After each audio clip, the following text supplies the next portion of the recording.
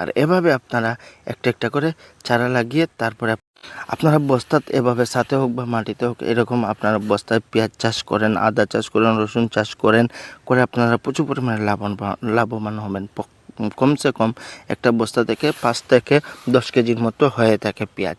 আর প্রথমত আমরা বস্তা খানা করে নেবেন, তারপরে আপনার পেপার দিয়ে এই খানাগুলো বন্ধ করে দিয়ে আপনারা মাটি দিয়ে দিবেন, দেখবেন অনেক টাইট হয়ে যাবে। আর এই যে মাঝখানে বোতল দেওয়া হয়েছে সেই বোতলটা প্রথম থেকেই 5টা 6টা করে সাইডে দিয়ে কান্না করে রেখে দেওয়া হয়েছে, যাতে আপনারা পানিগুলো দিতে পারেন এই বোতলে। আর এভাবে আপনারা একটা একটা করে চারা লাগিয়ে তারপরে আপনার পানি দিয়ে দিবেন, দেখবেন আপনাদের সম্পূর্ণ হয়ে গেছে। আর এরকম টিপসগুলো, এরকম ভিডিও পেতে আমার ইউটিউব চ্যানেলটা সাবস্ক্রাইব করুন, এটা ফলো করবেন, লাইক কমেন্ট শেয়ার করুন বেশি বেশি করে, যাতে আপনাদেরকে এই ধরনের টিপসগুলো আরও বেশি বেশি আমি দেখাইতে পারি, দিতে পারি।